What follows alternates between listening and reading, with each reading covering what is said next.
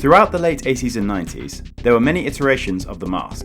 Some knew it as the comic book, some knew it as the Jim Carrey movie, and some knew it as the animated series, and some knew it as one of the hardest video games ever made.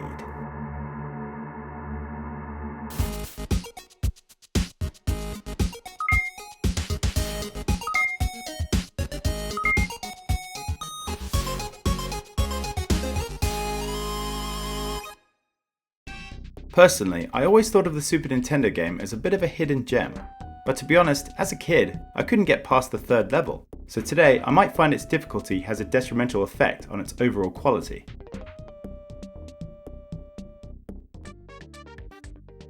In the first level, you start in Stanley's apartment building. Now I'd like to point out, when I was a kid, I wasn't keen on reading instructions, so it took me a while to find out that if you use the L and R buttons on the controller correctly, you could run or sprint. This is something you definitely need to do a lot of in order to accomplish anything in this game. That and the super jump. For instance, the enemies who attack you can easily land hits if all you do to defend yourself is punch them. What I found is if you start running and immediately press down, you will slide across the floor and become virtually invincible all the way until you hit a wall. Now you're probably saying, hold on, but he's the Mask, isn't he invincible anyway? And yes, you'd be right to point that out, because he's not invincible at all.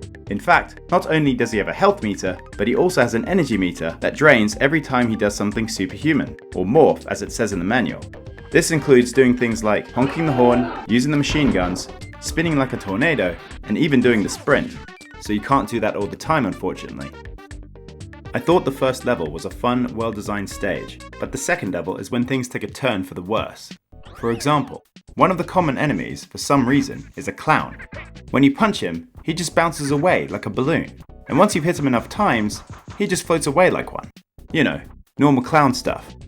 It's like the game designers felt they needed to incorporate something more than just generic people, I guess. Another weird enemy you encounter, this rusty old wrecking ball thing, which you have to destroy or you can't progress further in the game. But the problem is, it takes far too many hits to defeat. The first time playing this, I wasn't even sure if I was doing any damage, and after I destroyed the engine, nothing happened.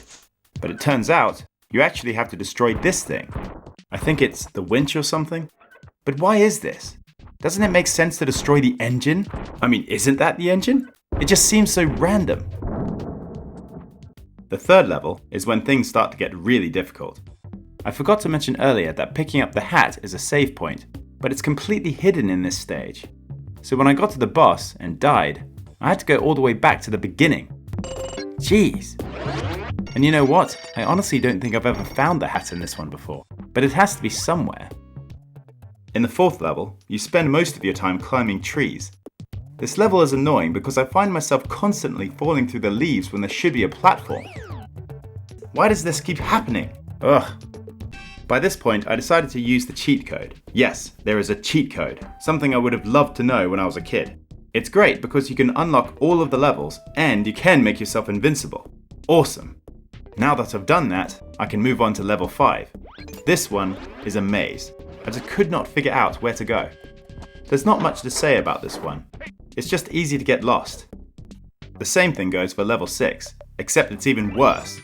There was a point where I went through a vent, and it sent me back to the beginning of the level. If you take this wrong turn, you're stuck there. You can't go back to where you were. You just have to accept that you started over. But then, I went through it all a second time, and found myself at the same dead end. What's worse is that the exit is just there, completely out of reach. Ugh, forget this. The final level is, yet again, another maze, but nowhere near as bad. However, the worst thing about it are the bouncy stars. Yes, as weird as it sounds, you bounce on stars. Through trial and error, you have to figure out which vent you want to go through that won't send you back to where you started. But the right one is so difficult to get through because you have to be precisely in the middle of it when pressing the up button. There was a bit here where I got very confused because I could not get out of the room. I thought this was a game developer's trap or something, where I'd be forced to restart the game. Luckily, I found that using the hammer would open a hole. But early in the game, there'd normally be a crack or some kind of visible indication, which is barely visible here. Once you get to the main boss, you'll find that he takes, you guessed it, like forever to defeat. I found online that one strategy is to run backwards and forwards while punching him, but he always manages to land a hit on me that I can't avoid. If I wasn't using the invincibility cheat, I would have died doing it this way. He can even harm me from afar just from saying the word payback, which is kind of weird. The best method I found is to use the run and slide move. As long as you keep doing this, he can't hit you. But it took me literally 6 minutes to defeat him using mostly this technique and occasionally the morph energy, which also would have run out quickly if I didn't use the cheat. So to sum up, the game can be really fun.